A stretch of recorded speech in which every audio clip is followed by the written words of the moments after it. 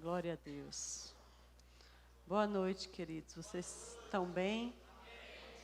Amém. Esse é o dia que o Senhor criou para que nós nos alegrássemos nele, um dia de paz, de bênção, em que a sua boa mão está sobre nós. Amém?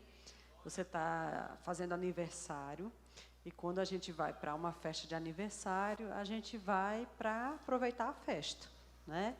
A gente não fica marcando a hora de voltar, a gente vai para a festa, né? E uma década é uma marca importante. Amém? Para a gente, né? Para mim e para João, é uma alegria ter sido convidado para a festa, né? Porque, de fato, como a casa é de vocês, todos vocês estão fazendo aniversário, né? A casa não é minha e de João, a casa é de vocês. Então, nós fomos convidados para o aniversário de vocês. E para a gente é uma honra estar no aniversário de vocês. Amém? Uma alegria. Muito obrigada, pastor, né? Camila, pelo convite. Para nós é uma alegria. Amém? Pensando sobre o que a gente podia conversar, né? Sabe, uma coisa interessante de você ter ministros diferentes na sua festa é porque você vai ter comida servida de formas diferentes.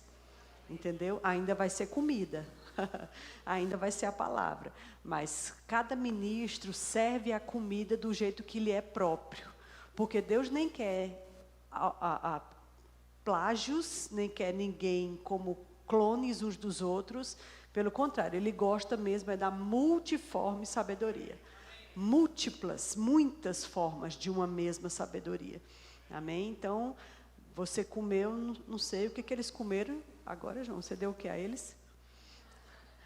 Não sei. Vamos ver. Amém? Talvez você comeu um caldo bem quentinho, reconfortante. Mas talvez agora a gente vai comer alguma outra coisa. Comer o quê? Ah. Amém. Me chamou a atenção na arte de vocês, antes de eu pedir para você abrir no que a gente vai abrir. Me chamou a atenção esse relógio aqui na arte de vocês. Todo mundo consegue enxergar o relógio? Eu achei interessante, porque em nenhum outro lugar mais da arte você vê outra menção a isso. Você tem ali 10 anos, você fala sobre frutos, podia ter, sei lá, árvores ou frutas, mas aí a gente vê um relógio. Do nada, tem um relógio. Qual é a hora que está marcando aqui nesse relógio? 12, já passou de 12h10, mas ainda não é exatamente 12h15, né? Mas já passou de 12h10. 12h10 já foi. Já foi no relógio de vocês aqui. Já foi 12h05. Já foi 12h07, já foi 12h10, já foi 12h12, 12h13, 12, quase 14, quase chegando em 12h15. Me chamou a atenção dos ponteiros do relógio, porque esse relógio podia marcar qualquer hora, né? Qualquer hora. Mas me chamou a atenção ele marcar quase 15 minutos depois de meia-noite, ou depois de meio-dia. Né? Na verdade, todo o relógio, a marca de 12 é que dá a base para todas as outras horas. Qualquer outra hora só é aquela hora se um dos ponteiros estiver no 12. Vocês estão comigo? O 12, que é o número do alto do relógio, ele é a base para justificar 1 hora, 2 horas, 3 horas, 4 horas, e assim vai. O 12 é a base, né? O 12, ele tanto faz menção do meio-dia, quando não há sombras. Quando é meio-dia naquela localidade, quando em Arujá é meio-dia, significa que o sol está a pino. Sol a pino, ele está perfeitamente alinhado com aquele lugar aonde é meio-dia. Significa que não tem sombra, em 360 graus não tem sombra. Não tem sombra para frente, não tem sombra para trás, não tem sombras. Você entende? Na verdade, a única sombra que tem é se você levantar o pé, você vai ver que ela está debaixo do seu pé. Você entende? Quando o relógio sai de meia-noite, de meio-dia, um pouquinho, pronto, aí ele já começa a projetar uma sombra. Mas quando é meio-dia, é o dia perfeito. Não há sombras, a sombra ela está exatamente debaixo dos seus pés. A Bíblia diz que a vereda do justo é como a luz da aurora que vai brilhando mais e mais até ser dia perfeito, até ser meio-dia. Quando fala sobre a vereda, né, toda vez em geral que fala sobre o caminho de uma pessoa, está falando mesmo sobre a vida dela, né? A vida não é a caminhada, não é o andar literalmente, mas é a vida, é o trajeto, é o que aguarda ela, é o dia a dia, é o hoje, é o amanhã, é o depois. Diz que a vida do justo, o caminhar do justo é como a luz da aurora. Nas muitas áreas da nossa vida, Deus espera que a gente deseje que chegue meio-dia nessa área, que a gente tenha total clareza nessa área. Você entende, queridos? Às vezes temos muita revelação, muito entendimento, por exemplo, sobre cura. Satanás não pega mais você nessa área, mas não compreende completamente. Não é meio-dia, por exemplo, na área de prosperidade. E Satanás machuca a gente na área financeira. Aonde falta ser meio-dia, né, na nossa vida? Que haja luz completa nessa área específica. Amém? Mas, no tocante ao aniversário de vocês, né? E a presença aqui desse relógio, que eu achei muito interessante. Toda marcação de tempo me chama a atenção sempre. Sempre. Sempre foi assim. Quando eu vi o relógio, eu percebi uma contagem regressiva, né? Vocês fecharam uma década. Eu vou te dizer, naturalmente falando, a gente nem sabe se a gente tem outra década. A igreja. A gente nem sabe se a gente vai fechar de novo esse ciclo, entende? Amém. Então tá bom. Abra comigo, por favor, em Marcos 4, 26. Se você já me viu falar sobre isso em algum lugar, você vai ouvir de novo.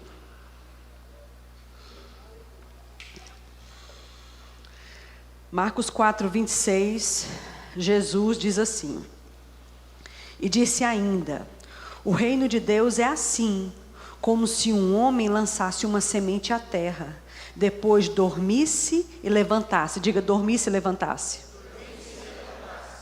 De noite e de dia. Pode repetir. Pronto, agora você para. E não sabendo ele como, de noite e de dia, e a semente germinasse e crescesse, não sabendo ele como. A terra por si mesma frutifica. Primeiro a erva, depois a espiga, e por fim o grão cheio na espiga.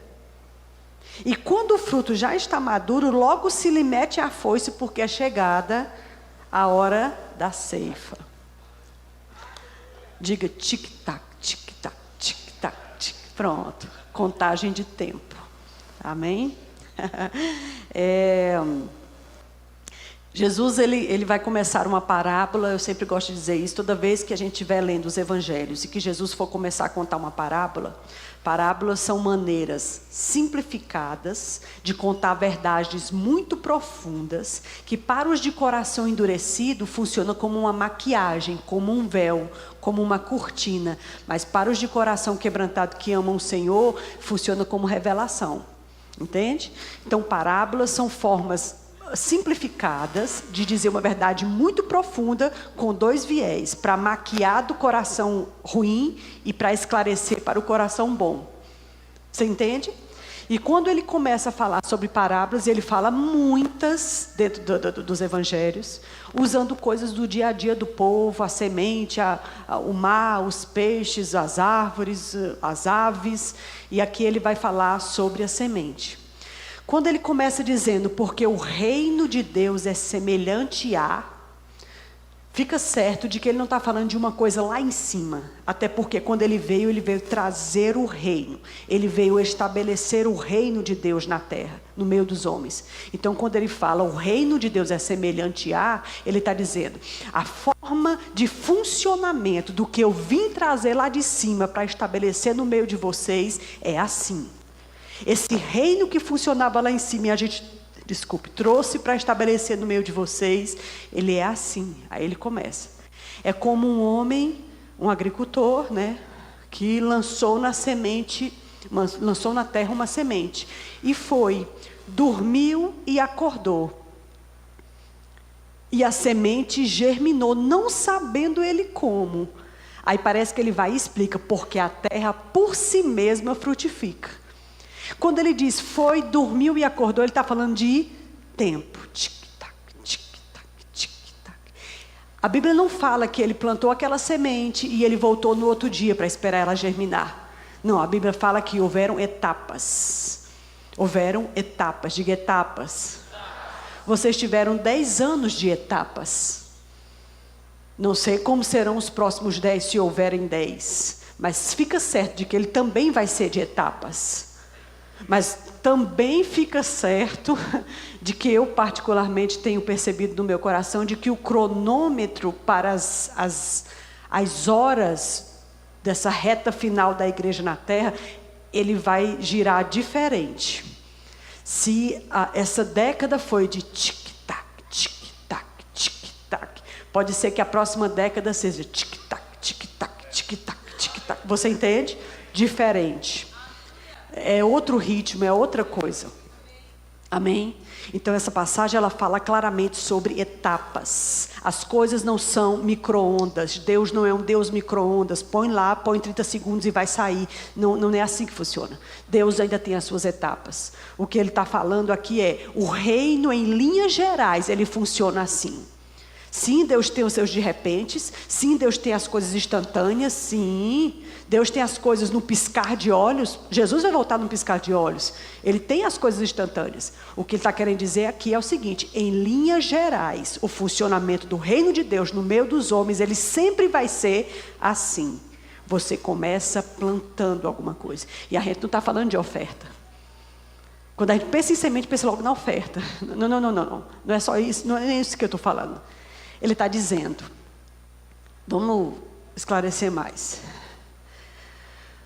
Você sabe que tem uma chamada ministerial. Deus já falou, você já ouviu, você sabe, talvez você não tenha toda a clareza sobre ela, mas sabe que ela existe, sabe que ela está lá, tem algumas promessas a respeito. Deseja ser esse homem ou essa mulher de Deus que Deus já falou com você, que vai fazer isso, aquilo, sei lá. Certo? O que eu estou fazendo hoje para ser essa pessoa? Para chegar nesse lugar, para chegar nesse ponto que Deus falou que eu faria, seria. O funcionamento vai ser sempre assim. Eu preciso começar a coisa em algum momento. Se eu não começar aquilo, se eu não plantar a árvore da minha chamada ministerial plena, essa árvore nunca vai acontecer. Ele está querendo dizer o seguinte, o que é que você precisa que aconteça? Só vai chegar a acontecer se você começar a semear aquilo. A gente não está falando de dinheiro. Você está entendendo, queridos? Por exemplo, sei lá, a igreja de Arujá quer mais uma década de triplicar esse número, de quadriplicar. A gente quer abrir um trabalho social, a gente quer, sei lá, o que é que vocês querem? Tudo aquilo que a gente quer e Deus aprovando, vai começar com essa semeadura. Eu preciso fazer algo agora, mesmo que pequeno, mesmo que pareça insignificante, para que eu venha chegar naquele ponto, naquele lugar. Porque aquilo não vai acontecer por si só. Aquilo não vai acontecer de repente. Aquilo não vai acontecer sem eu fazer nada. Nunca foi essa a proposta. Vocês estão comigo? A proposta sempre foi, você faz a sua parte, eu faço a minha. Vem aqui, João, por favor. Se você não fizer a sua parte, eu não tenho como resolver a questão. Deus sempre falou, né, a proposta de Deus no meio dos homens foi Deus fazendo a parte dele e a humanidade fazendo a parte dela. O que acontece é que às vezes a gente foi doutrinado erroneamente e a gente acha que Deus é tão poderoso que Ele vai fazer tudo sozinho porque Ele não precisa de mim. Não, Ele optou por não fazer assim. Ele disse, os céus são os céus do Senhor, mas a terra Ele deu aos filhos dos homens. Embora que, obviamente, Ele pode fazer qualquer coisa que Ele quiser aqui na terra sem você, sem mim. Mas em linhas gerais, o funcionamento do reino de Deus não é assim. Amém? O que é isso? Ai. O que é isso? É um aperto de mão, é um cumprimento, não é isso? Muitas coisas são seladas assim. Acertos, contratos são selados assim. Não é verdade? Às vezes pode ser simplesmente uma paz do Senhor. Oi, irmão, seja bem-vindo. Mas de qualquer forma, um cumprimento tem as duas mãos fazendo a coisa acontecer. Não existe, amado, um acerto, um selar, quando só um vai e o outro não vem. E você deixa a outra pessoa no vácuo. Cri, cri, cri, cri, cri. Você entende? Às vezes é exatamente isso que estamos fazendo com Deus. Deus está com a mão estendida no vácuo, esperando que eu e você façamos a nossa parte para que a coisa possa ser selada, para que a coisa possa finalmente acontecer, porque a proposta de Deus com os homens foi, eu faço o meu, você faz o seu, aí o negócio funciona. Você entende? Agora, se você não faz o seu, eu vou ficar aqui no vácuo e vou ter paciência com você. E vou esperar você, porque a minha longanimidade se renova a cada manhã. Mas o Espírito não vai contender para sempre com o homem. E aquele que muitas vezes repreendido e endurece a serviço, um dia será quebrantado, sem que haja cura. Amém? Não vai ficar assim a vida toda. Uma hora, ele retrai. Você entende? Mas se a gente fizer a nossa parte, o negócio funciona direitinho. Amém? É assim que funciona.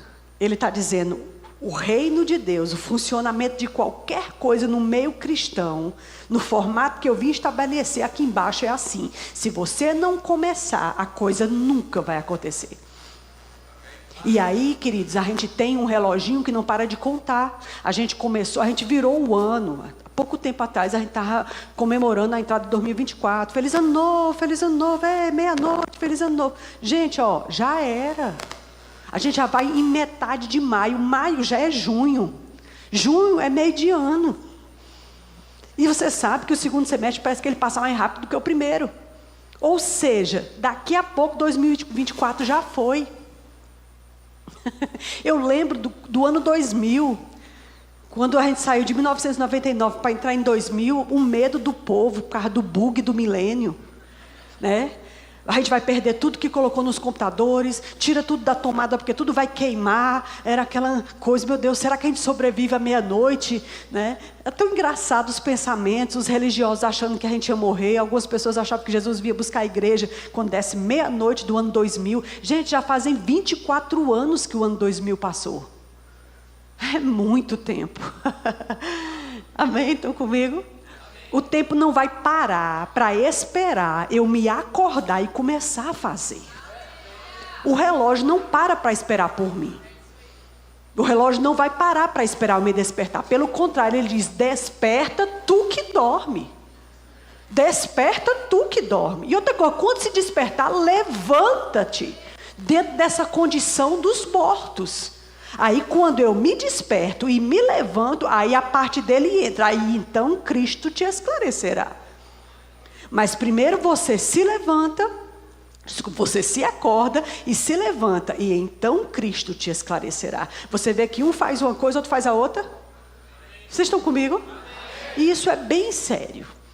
Isso é bem sério.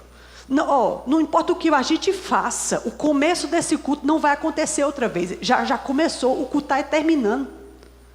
Não há nada que você faça para o tempo voltar. Na verdade, é um imaginário popular, esse negócio de a gente voltar no tempo. A máquina do tempo. Nossa, eu não sou jovem não, gente. Eu peguei De Volta para o Futuro 1, 2 e 3. Nossa, era uma febre nos cinemas. Né? Spielberg é um gênio. Né? E toda vez que um cineasta vai fazer um filme envolvendo presente, passado, futuro, ele tem que ser muito inteligente para não deixar a ponta solta. Porque ele tem que construir um negócio de modo que faça sentido, né, e seja inteligente. Então, assim, é uma coisa que faz parte do imaginário humano, né, o imaginário popular, a gente achar uma forma de voltar atrás, para fazer de novo. Só que essa forma não existe. Isso fica só no imaginário, só nos filmes de Hollywood. Você e eu nunca mais vamos voltar para esse minuto que acabou de acontecer. Tudo que eu e você temos é o que está para frente, se é que a gente tem. Estão comigo? Eu vi um grande ministro uma vez falando, um americano eu acho. Ele disse que o tempo é o grande presente de Deus para a humanidade. Porque o tempo é o mesmo, tanto aqui como na Austrália, na Ásia, na Oceania, na África. Ele deu para todas as pessoas 24 horas. Entende? Há dias mais longos no verão, há noites mais curtas no inverno, mas noite ou dias no sentido de o sol permanecer mais tempo, né? Ou de ele demorar a nascer em alguns invernos, mas as 24 horas são as mesmas. Deus nos deu 24 horas. E essas 24 horas nunca mais vão voltar. O que vocês fizeram em 10 anos, nunca mais vai voltar a acontecer de novo. Amém? A gente pode e deve olhar para trás e pensar, o que eu poderia ter feito? Isso aqui eu poderia ter feito assim, isso aqui eu poderia ter feito assado, eu deveria não ter feito isso. Eu deveria ter dito isso e eu não disse. Eu deveria não ter dito isso, só que eu acabei dizendo. É importante olhar no retrovisor para estudar quando eu precisar dar a ré. Mas eu só dou a ré porque eu preciso engatar a primeira para sair do lugar. Você entende? Retrovisores nos ajudam a acertar quando eu precisar botar a primeira e sair de novo. Sair de novo. Diga sair de novo. Porque o reino de Deus é semelhante a qualquer cristão que, para alcançar uma finalidade, começa a fazer alguma coisa por aquilo. Janaína, eu não tenho chamada não, mas eu quero ser um empreendedor ou uma empreendedora, eu quero ser um profissional, eu quero ganhar dinheiro, eu quero tirar minha família da miséria, quero ajudar muitas pessoas e dar muito dinheiro na igreja. Quero mandar muito dinheiro para missões. O que você está fazendo para isso? Que agricultor ou agricultora você está sendo agora para isso acontecer? Amém? Ele está falando de que o reino de Deus é feito de etapas, não há coisas instantâneas. Em linhas gerais, é um processo. E aí a Bíblia diz que, não sabendo ele como, porque a terra por si mesmo frutifica. Quando é a terra certa, a terra do reino de Deus, pelos motivos certos, pelas razões certas, ela por si mesmo frutifica. Você entende? E aí, mais uma vez, ele vai falar sobre etapas. Ele diz, primeiro, a erva. Erva... Eu estava observando os vasos aqui de vocês. Eu estava vendo, né, que esses vasos laranjas, você vê os vasos laranjas? Eles são os mais imponentes aqui. Contudo, no meio dos vasos laranja tem um bem pequenininho. Os vasos laranjas são os mais imponentes, mas ainda assim tem um bem pequenininho, que poderia passar desapercebido. Né? Existem muitos tipos de pessoas dentro do reino. Existem muitas formas diferentes. Se você observa essa flor aqui, que aqui é um botão, mas aqui ela já está abrindo, ela não está em todos os vasos. Inclusive não está nesse. Né? Essa aqui só tem as florzinhas brancas. Mas ainda assim está plantado na casa do Senhor do mesmo jeito das outras. Você entende? Essas diferenças, né? As multiformes sabedorias de Deus. E ninguém querer ser como ninguém, nem querer ter o vaso de ninguém, mas estar no seu próprio vaso, ser sua própria cara, seu próprio formato, né? Existem formatos muito diferentes de vasos aqui. Olha como esses dois são diferentes. Aí a gente pode dizer, esse amarelo pode dizer, mas esse aqui é mais alto. Esse aqui é mais alto, ó, ele é mais vistoso. E ele tem a florzinha amarela, eu nem tenho. A florzinha laranja, ó, ele tem, mas eu não tenho. Mas você já é laranja. Talvez você não precise mais da flor laranja. Porque você já é laranja. Entende? Às vezes a gente está querendo ir longe demais. No afã de ser visto, de ser reconhecido, de ser notado, de ser um vaso de honra. Se eu já sou laranja, eu estou só fazendo um parênteses, eu creio que eu vou conseguir concluir. Se eu já sou laranja, para que eu tenho que invejar a flor laranja do meu irmão? Eu não já sou laranja, gente, não já está bom. O laranja chama mais atenção do que o branco. O laranja é mais fácil de perceber ele do que o branco em algumas situações. Mas às vezes parece que não é suficiente eu ser laranja. Eu ainda quero as flores laranja, que é para ficar mesmo, para ser visto. Pronto, agora ficou bom, Janaína. Agora eu gostei. Mas destoa. Olha o tamanho do negócio lá para cima. Não é para cá. Não é para cá. Deixa a singeleza do vaso, como ele foi criado para ser. Porque se ele já é todo laranja, ele já chama a atenção por si. Então a gente vai botar umas flores mais singelas dentro dele. Deixa a haste que chama a atenção no vaso branco. Porque o vaso branco precisa. Compõe bem com ele. Ele está sem cor nenhuma, porque as flores são brancas, o vaso é branco, ele precisa de um pouco de cor. Então entra alguma coisa que chama atenção nele. Deixa o cara. Vocês estão comigo?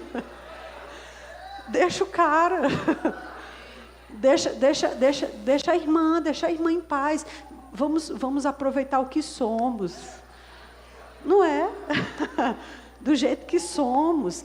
E fora esses pequenininhos, ó, tem um pequenininho aqui, ó. Ele tem um suave tom de verde. Não sei se você percebe, quando você bota perto do branco, você percebe que ele não é totalmente branco, ele tem um suave tom de verde. Parece que esse ali também tem um suave tom de verde. Mas eles são muito distintos. Mas, gente, flor todo mundo aqui tem. Viva, as flores estão tudo vivas. Aqui não é flor de artificial, aqui é de verdade.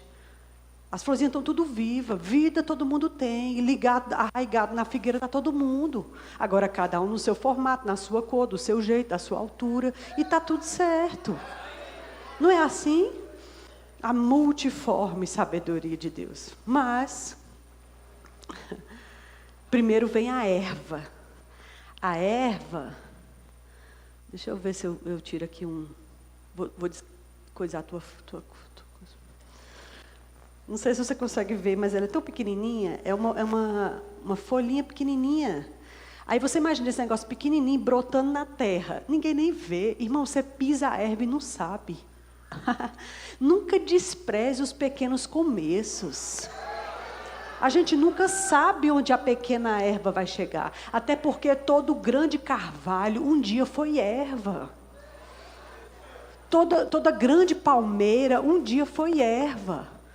Amado, nada começa grande, porque o reino de Deus é assim. Primeiro se começa numa semente. Quer dizer então que a erva já é um nível acima da semente. Você entende? A árvore pronta está longe da erva. Mas para ela ser uma árvore pronta, ela começou assim. Agora, ó, pequena, frágil, tudo, não sei nem cadê, ó, pronto, ó.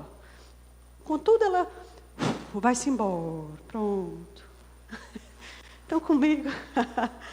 Mas é primeiro a erva, aí ele continua, depois a espiga, aí agora ele já foi para a planta. Aí agora ele falou da espiga, já é o fruto da planta.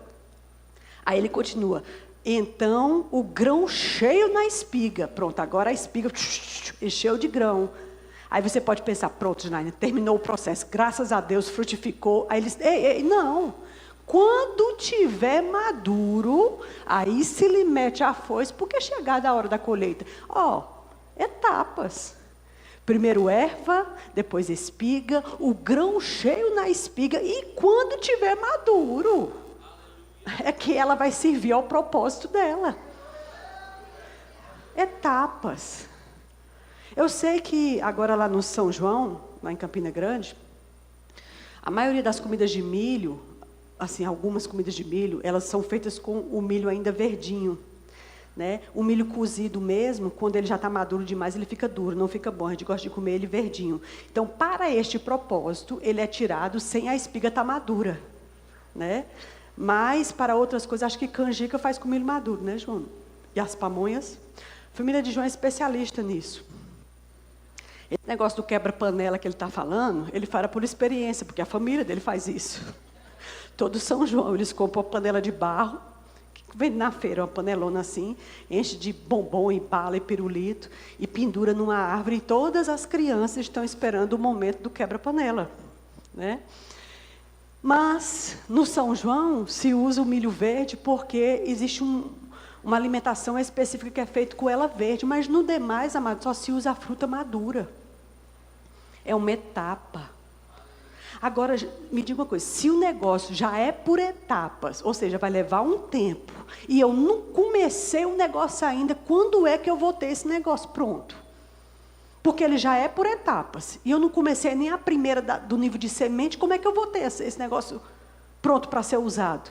Vocês estão comigo? Gente, perca de tempo. Não é à toa que o povo de Israel perdeu tempo rodeando a terra prometida 40 anos. É muito tempo. É muito tempo. Moisés, depois que matou o egípcio e saiu fugido do Egito, também ficou 40 anos no deserto. É muito tempo. Quando ele finalmente se despertou, Deus o usou e convenceu ele. Teve que convencer de que o que Deus tinha com ele, Deus ainda tinha. E que Deus não tinha desistido. Mas eu acho que, em pleno século 21, no ano de 2024, na era moderna da igreja, a gente não está com tempo disponível para ficar rodeando nada 40 anos mais. Até porque, muito certamente, não se tem 40 anos da igreja aqui embaixo. Certamente. Então, assim, a gente realmente precisa ser mais assertivo. E entender que as coisas precisam começar. Se eu não começar agora, eu não vou ter nunca. E Deus é poderoso para acelerar processos. Ele pode fazer 10 anos em 2, não tem problema. Agora Ele quer que o material para a coisa acontecer já tenha sido colocado, que somos nós que fazemos. Diga assim, o semeador da parábola sou eu. Você é o semeador da parábola. Amém? Você é o semeador. Essa semente é o que você deseja para a sua vida. Aí dentro disso tem muita coisa. Janaína, eu sou casada. Ou então eu sou solteiro, quero me casar e quero ter um bom casamento. Eu vim de uma família difícil, vi meu pai sofrendo, ouvi minha mãe sofrendo, e eu não quero repetir as mesmas coisas. Eu quero que o meu casamento seja uma bênção. Certo, ótimo. Se você é solteiro, quer um bom casamento, ótimo. Você está fazendo o que para isso agora? Não, eu já estou na captura já. Não, eu não estou falando de captura. Eu não estou falando de captura. Até porque você nem tem que estar na captura. Você tem que deixar Deus te ajudar a ver o que você precisa ver. Entende? Não é assim bem que funciona. Isso aí é outro assunto. Mas o que eu quero dizer é, eu quero ser, como jovem solteira, uma moça bem casada. Eu quero ter um casamento fortalecido. O que eu estou fazendo para isso agora? Eu sei cozinhar, o básico, ou a gente vai ter problema com isso, vai ter que viver de marmita. Eu sei como é que limpa uma casa, pelo menos o básico, ou não. Eu dou conta, pelo menos, das minhas peças íntimas. Estão comigo? Não, são perguntas bem simples, bem normal. Mas que quando você entra num casamento, essas realidades estão lá. E o povo sonha um sonho maravilhoso de um príncipe encantado e acha que o casamento vai dar certo sem eu fazer nada. Entende, queridos? E assim vai. O rapaz quer ter um casamento fortalecido, certo? Você trabalha, você estuda, você sabe pagar as contas, você sabe como é que funciona a cabeça de uma mulher. Como é que está aí o processo para esse bom casamento um dia acontecer? Entende, queridos?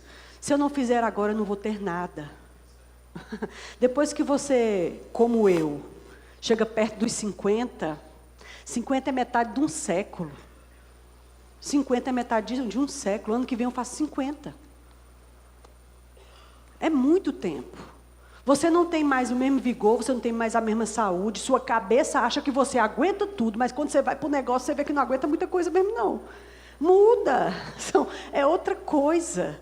Você não é mais da que a sua produtividade física faz, mas é mais do que a vivência pode causar, do que a experiência pode causar, do que o conselho pode causar.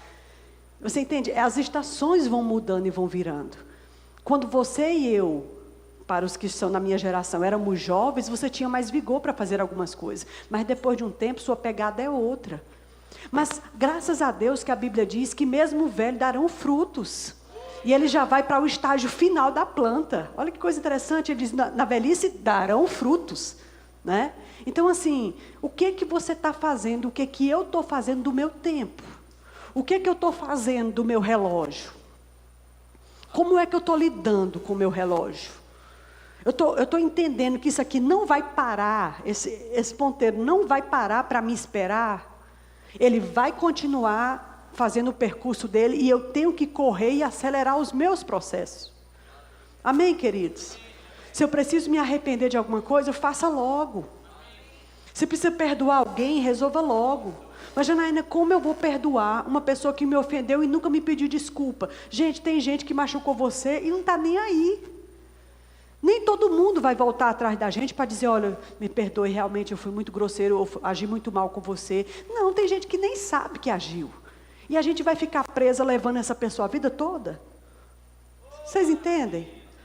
Mágoa traz doença psicossomática. Amém? Que a nossa próxima década seja uma década de ouro. Se houver uma década inteira. E que ela seja mais proativa do que essa década foi. Entende? Do que essa década foi. Que a gente se arrependa do tempo perdido. Do tempo dando volta em círculos. E que a gente seja mais proativo e assertivo.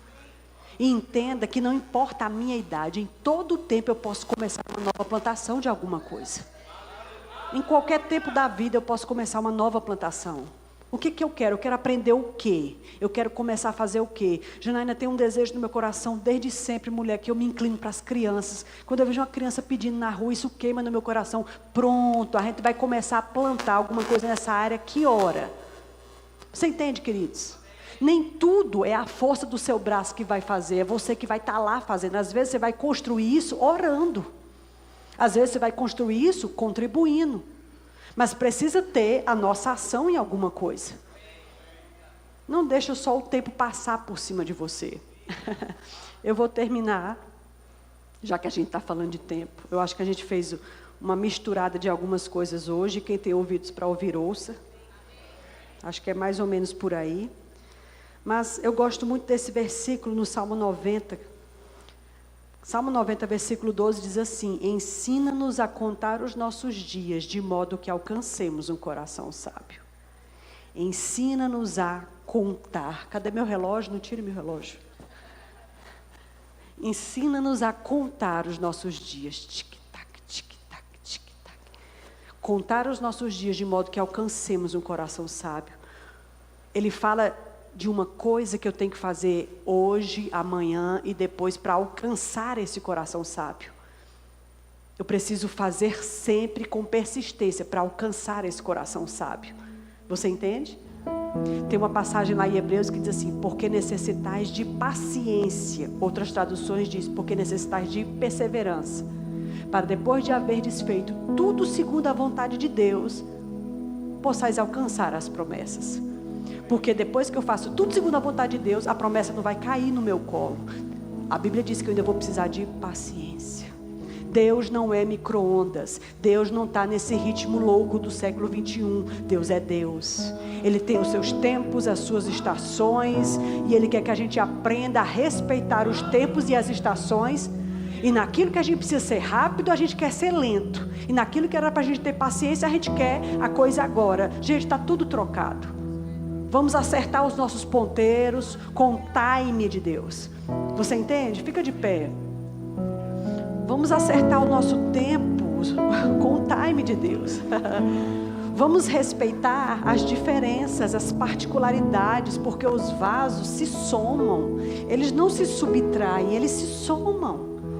As diferenças são uma riqueza. Amém. Você lembra daquela parábola dos talentos? Ele saiu distribuindo, mas ele vai voltar requerendo. E aquele lá da parábola não somos nós. Aquele lá é ele. E ele vai voltar requerendo. E ele vai perguntar o que foi feito de 1, de 2, de 3, de 4 talentos. O que foi feito? A gente tem mania de achar que ele está falando só com as pessoas que têm chamada nos 5 dons. Não, graças a Deus eu não prego, então não é de mim que ele está falando. Não.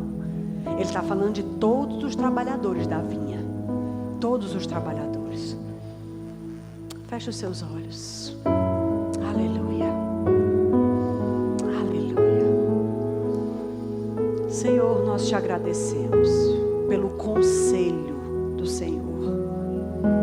Existe um conselho do Senhor.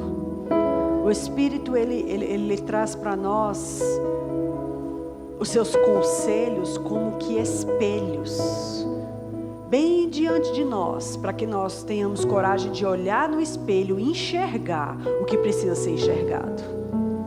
Entender que o reino, o funcionamento das coisas de Deus é por etapas, mas que o fruto maduro só vai ser ceifado um dia, ou essa árvore só vai estar pronta se um dia ela tiver sido semente. Eu preciso, Senhor, nós precisamos entender as etapas e a nossa parte no processo. Não importa que sonhos lindos e maravilhosos você tenha a nosso respeito, eles nunca vão se cumprir se nós não fizermos a nossa parte. Paulo advertiu a Timóteo: Timóteo, as profecias de que foste objeto, combate por elas o bom combate. Senhor, nós precisamos entender que as coisas não vão acontecer só porque você prometeu. Nós precisamos fazer a nossa parte. Não queremos entrar nessa preguiça, nessa comodidade. Nos perdoa, Senhor. Em nome de Jesus, nós nos colocamos diante de você, cada um na condição em que está. Quem é casado como marido e esposa, quem tem filhos como pai e mãe, quem não é casado como filho e filha, avós, tios, ministros, pastores, professores de rema. Nós estamos todos reunidos aqui no mesmo lugar, celebrando essa década para a igreja de Arujá. Nós aplaudimos essa década, mas os nossos olhos nos voltam para o horizonte diante de nós, entendendo os teus cronômetros e os teus relógios. E nós te dizemos, Senhor, não queremos atrasar o time. Não queremos atrasar o time. Não queremos perder a hora. Não queremos ficar dormindo como os que são mortos, mas queremos acordar e despertar. Ajuda-nos a entender a importância da nossa parte. E nós concordamos e desejamos no nosso coração que a próxima década da igreja de Arujá seja muitas vezes maior do que foi essa que passou. Porque essa que passou, ela passou. Esse mês fecha o rodízio do ponteiro do relógio até chegar em 12 de novo. A partir do mês que vem vai ser 12 e 5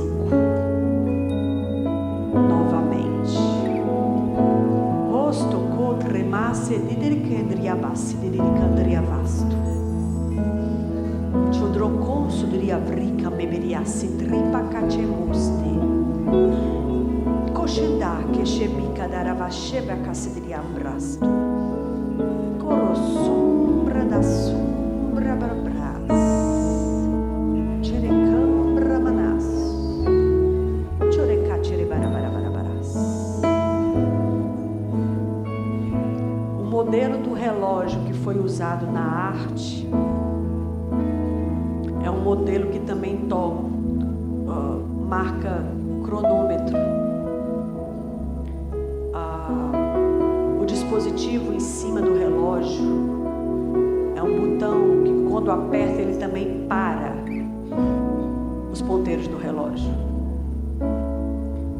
Ele é um relógio de bolso, nem é de pulso, nem é de parede, nem é de superfície. É um relógio de bolso, ou seja, é um relógio que você leva com você. É uma contagem que está junto a você o tempo todo. E é uma contagem que você pode apertar o botão para acelerar e fazer contagens regressivas, contar o tempo, como você pode paralisar o tempo. Ele está com você o tempo todo. É um relógio de bolso. Um relógio de pulso, você só estende o braço e olha. O de bolso, você tem que procurar qual é o bolso que botou. É um relógio que você tem que desejar enxergar ele.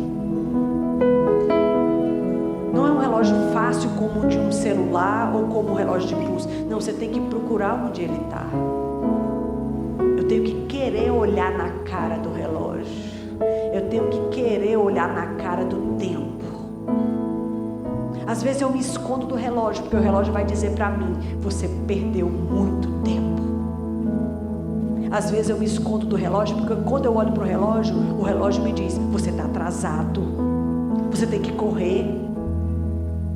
Ou às vezes eu não quero olhar no relógio, porque eu estou tão agoniado, e o relógio vai me dizer: ainda é cedo. Por qual motivo eu não olho para o relógio? Mantenha o relógio perto de você. Olhe para o relógio sempre que precisar. Ele vai te trazer informações importantes. Obedeça a informação que esse relógio traz.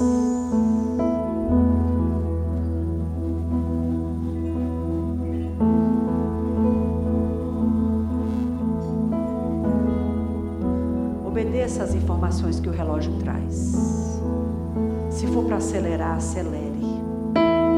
Se ele te diz que você está atrasado, corra. Se ele te diz que ainda tem tempo, faça com consciência. Não faz de qualquer jeito. Tem tempo. Se ele te diz que você está na hora exata, não perde então essa hora exata.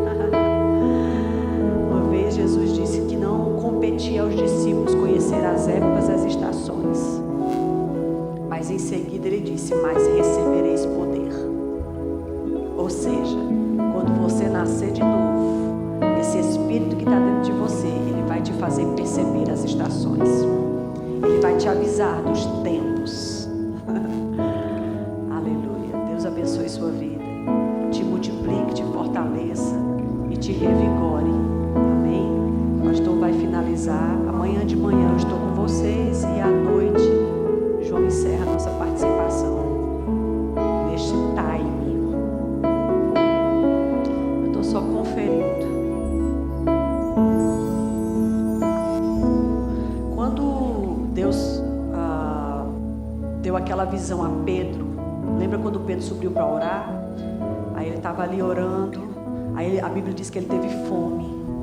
E aí ele pediu à moça, que por certo era alguma secretária, ele disse: olha, eu tenho fome, prepara comida para mim. E a Bíblia diz que ele voltou para aquele lugar de oração. Porque ele voltou, aquela visão do lençol com os animais apareceu diante dele. Foi quando Deus conseguiu a atenção de Pedro para corrigi-lo, presta atenção, de uma coisa que para o tempo que ele já estava no ministério, ele não era mais para estar carregando esse tipo de coisa. Fazer distinção entre judeu e gentil, isso não era para Pedro estar carregando mais. Pedro era o líder dos apóstolos, era conhecido. Se fosse nos dias de hoje, era a foto de Pedro em todos os cartazes. Pedro estava bombando nas redes. E ainda fazia distinção entre judeu e grego, entre gentil e judeu, entre circunciso e incircunciso. Ele disse: Pedro, mata e come. Longe de mim comer. Mata e come. Não, Senhor, eu nunca comi uma coisa impura. Eu não estou falando de bicho, eu estou falando de gente. Como você considera comum e impuro aquilo que eu já santifiquei? Em outras palavras, ele está dizendo: você já foi tão longe e ainda leva coisas tão infantis contigo, Pedro. Tu já era para ter resolvido isso, porque tu já é ministro, cara. Isso não era para estar mais com você. Isso não era para estar na tua bagagem mais. Agora, por que que Deus conseguiu dar essa experiência tão tremenda a Pedro? Porque Pedro voltou para o lugar de oração. Provavelmente, amados, vou dizer qualquer um de nós, vou dizer eu talvez já tinha orado ali um tempo, né? Aí senti fome, provavelmente eu diria: pronto, se eu estou com fome, deu a hora do almoço, eu vou descer, eu te entrego a minha oração, obrigada por esse tempo, em nome de Jesus, agora eu vou descer e vou comer, e tinha encerrado a questão. Mas porque Pedro pediu sim uma moça para fazer a comida e voltou para este lugar, não ter pressa de sair do lugar, daquele lugar da informação, aquele lugar do conselho do Senhor. Vocês estão comigo? Porque ele voltou, Deus então deu. Aí quer dizer que aquelas horas, tudo que ele estava orando, Deus não deu. Por quê? Interessante isso, amado. Deus tem os seus times também. Até porque aquilo ia ser registrado e ele queria que fosse para nosso ensinamento. Com aquelas horas, tudo que aquele homem estava orando, por que essa visão não aconteceu antes? Estão comigo? Deus só conseguiu a atenção de Moisés para dizer para ele: ei, eu quero que você volte para o Egito, porque a Bíblia diz que ele voltou para observar a sarça. Sarça é um arbusto do deserto, que nas temperaturas muito quentes do deserto, ela entrava em autocombustão. Ela começa a fumegar, e aí ela vira pó na mesma hora, cinza.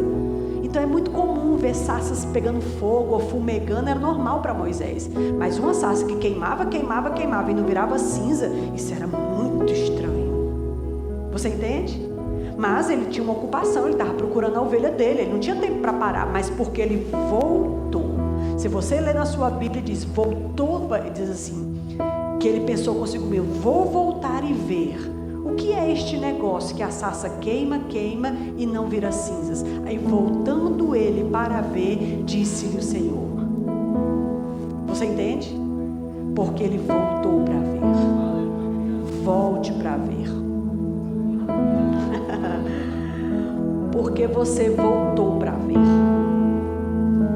Estava todo mundo esperando você voltar para ver. Você voltou para ver.